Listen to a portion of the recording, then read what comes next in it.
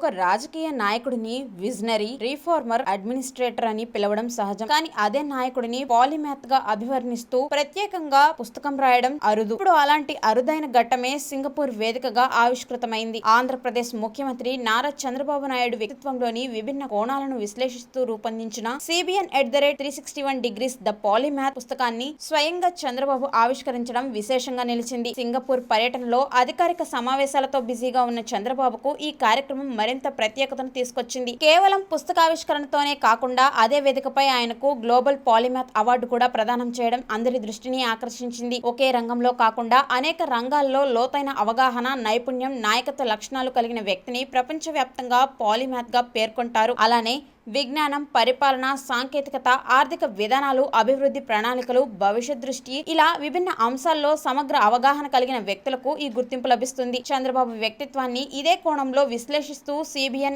@361 degrees the polymath పుస్తకాన్ని రాశారు. ఈ పుస్తకాన్ని రేపటి కోసం దినపత్రిక chief editor doctor Sakhamuru Srinivas Prasad తెలుగులో రాశారు. అనంతరం విశ్రాంత IAS అధికారి డాక్టర్ KV సత్యనారాయణ దీనిని ఇంగ్లీష్లోకి అనువదించారు. ఇప్పటికే చంద్రబాబుపై వచ్చిన చంద్రబాబు X.O పుస్తకానికి కొనసాగింపుగా ఈ గ్రంథాన్ని రూపొందించారు. అలానే ఈ పుస్తకాన్ని నెస్టల్ మెటా సంస్థ CEO, రేపటి కోసం దినపత్రిక మేనేజింగ్ డైరెక్టర్ మిక్కిలినేని శ్రీకాంత్ ప్రచురించి ఉచితంగా పంపిణీ చేశారు. పుస్తకావిష్కరణ అనంతరం రచయితతో చంద్రబాబు ప్రత్యేకంగా మాట్లాడారు. అలానే రచయిత వివరణను శ్రద్ధగా విన్న చంద్రబాబు మంచి ప్రయత్నం అంటూ ప్రత్యేకంగా అభినందించారు. అంతేకాకుండా పుస్తక సమీక్ష చేసిన విశ్రాంత IAS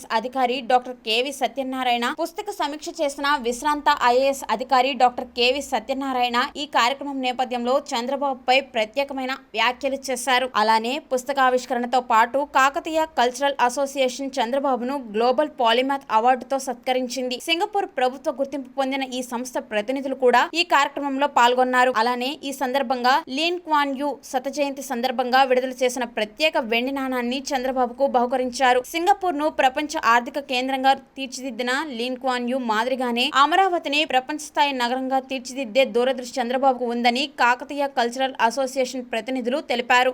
అందుకే ఆ వెండి నాణాన్ని స్ఫూర్తి చిహ్నంగా అందిస్తున్నామని కూడా తెలిపారు. ఈ కార్యక్రమంలో సింగపూర్ లో భారత హై కమిషనర్ శిల్పక్ అంబులే, రాష్ట్ర మంత్రి Ponguru Narayana, doctor Ramnath Velamati, doctor KV Satyanarayana, doctor Shankar Prasad లతో పాటు సింగపూర్ లోని పలువురు తెలుగు ప్రముఖులు పాల్గొన్నారు. సింగపూర్ పర్యటనలో పెట్టుబడుల ఆకర్షణ, అధికారిక సమావేశాలతో పాటు చంద్రబాబు వ్యక్తిత్వంపై రూపొందిన పుస్తకావిష్కరణ ఈ పర్యటనకు మరో ప్రత్యేక గుర్తింపుగా నిలిచాయి. ఒక నాయకుడిని కేవలం రాజకీయ కోణంలో కాకుండా బహుముఖ ప్రజ్ఞాశాలిగా విశ్లేషించే ప్రయత్నంగా ఈ పుస్తకం చర్చనీయాంశంగా అవుతుంది.